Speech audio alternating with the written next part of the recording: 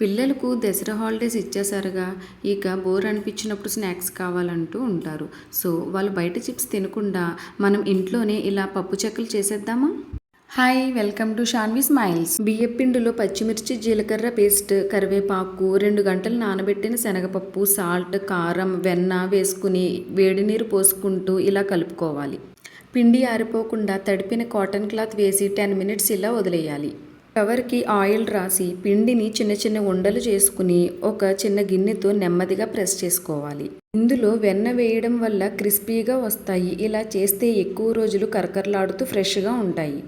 కెమికల్స్తో నిల్వ ఉంచే చిప్స్ మానేసి ఇలా ఇంట్లోనే చేసుకుంటే పిల్లల ఆరోగ్యం కూడా బాగుంటుంది. ఆయిల్ బాగా కాగాక స్టవ్ని మీడియం ఫ్లేమ్లోకి అడ్జస్ట్ చేసుకున్న చెక్కలను ఒక్కొక్కటిగా వేసుకోవాలి. 2 వైపులా బాగా ఫ్రై చేసుకుని గోల్డెన్ కలర్ వచ్చిన తర్వాత ఒక స్ట్రైనర్లోకి తీసుకుని గిన్నెలోకి తీసుకోవాలి. వీడియో నచ్చితే తప్పకుండా లైక్ చేయండి. Okay bye. Thank you for watching.